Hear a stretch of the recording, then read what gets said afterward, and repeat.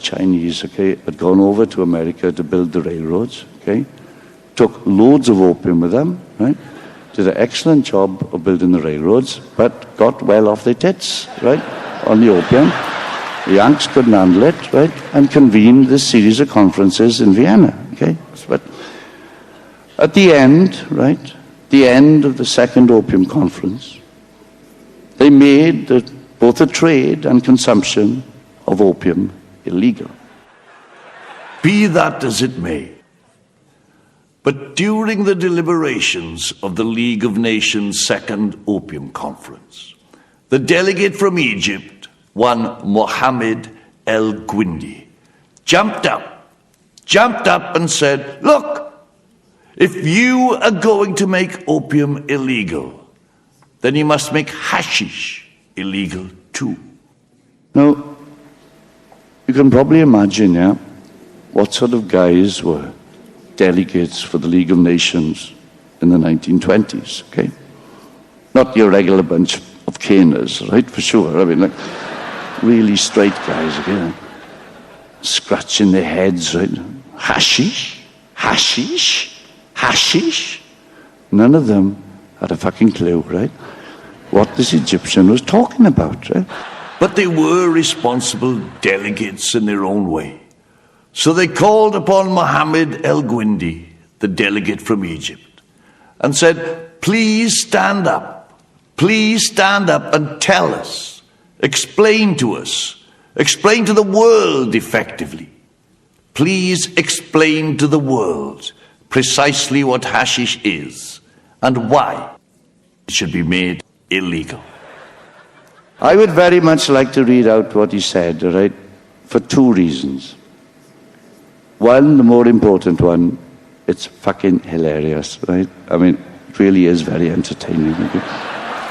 Secondly, more seriously, but not more importantly, you see, I've tried to debate this legalization issue as often as I can.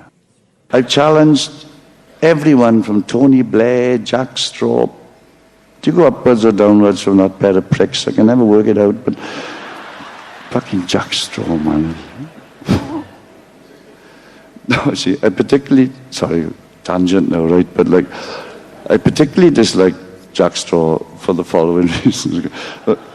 Not just because I lost as an MP. I know that. I didn't take that badly or anything. I was pleased to see Labour come in. I mean, I come from a part of the world where, you know, if there was a pig on acid standing against a Tory guy, there'd be no doubt who to vote for. You'd vote for the pig on acid every time. You wouldn't have to fucking think about it, right?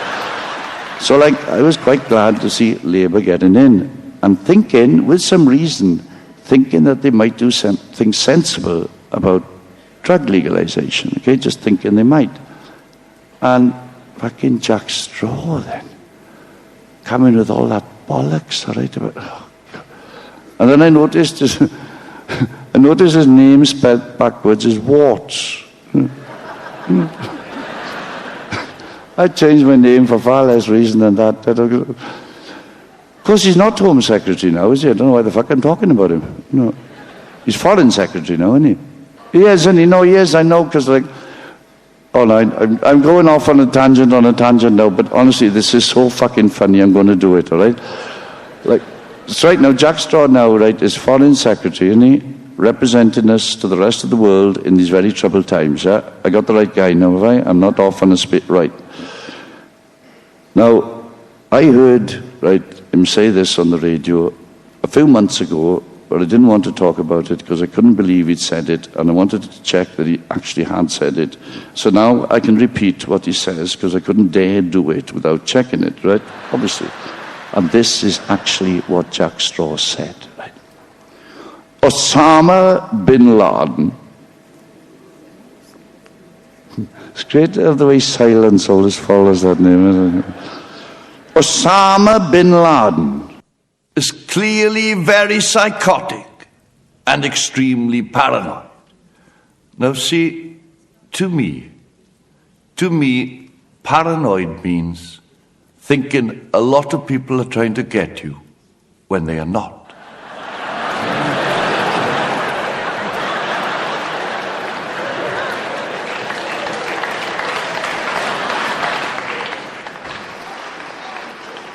So like, if there's anyone in the world, and he might be the only person in the world, right, who could not possibly be diagnosed as paranoid, right, by anyone ever, right, it's Bin Laden, right?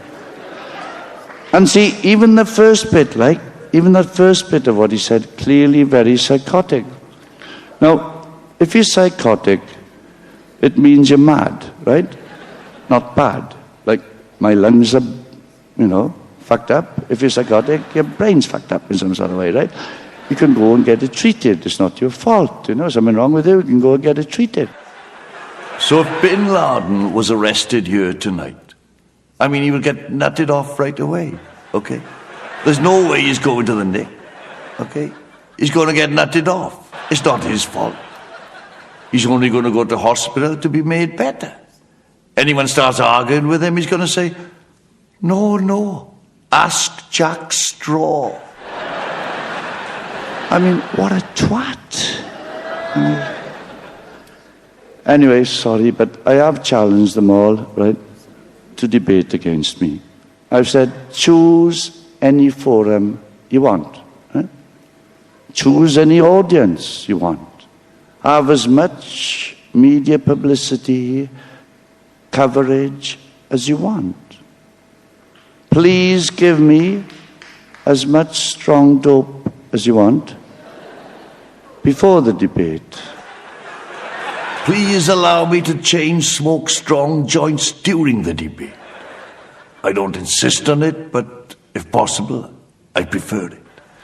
And I guarantee, guarantee with everything that I hold dear, that I would destroy any argument they would present for maintaining the illegality of cannabis within seconds. So could any fucker. So could anyone. I don't have any skill in debate, right? Anyone could destroy any of those fuckers within seconds. So that's why they don't even hold a debate. Now, see, the problem is I'm Welsh, okay? And see, Welsh are born genetically infused with this sense of fair play. Fair play. Everything has to be fair play, right? Can't help it. It's got to be fair play, otherwise fuck it, right? And if none of those fuckers will debate against me, and the challenge is open every second of every day. If none of the fuckers will debate against me, because of this genetic Welsh thing of fair play, I feel an obligation, right? An obligation to present their case, the case for the prohibition of cannabis, the case for maintaining its illegality, as best and as articulately as I possibly can.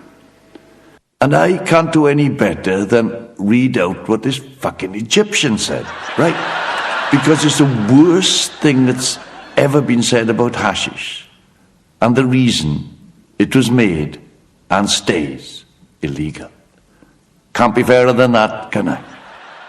The only problem is, right, and I don't expect much sympathy from it. I really sort of just ask you for some indulgence, I suppose. But, well, you've heard the show so far, right? You must have realised that I'm shite at doing accents, okay? I mean, I can wing a couple, but I'm like, it's not one of my skills. I'm shite at doing it. And I can't do an Egyptian accent, right? I can't. No, I have tried. Honestly, I promise you I have fucking tried. I've listened to cassettes in the car. I've gone out drinking with Egyptians. I've gone to Egyptian restaurants. I take this whole job seriously. I've tried the best I fucking can, and I cannot imitate an Egyptian accent, okay? Now, see, I imagine some of you are thinking, well, what the fuck, just carry on and read it anyway. But see, the problem is, particularly see when these fucking cameras and all this shit are around, right? Okay? And, well, I'm not making any accusations now at all, all right? But sometimes some of the people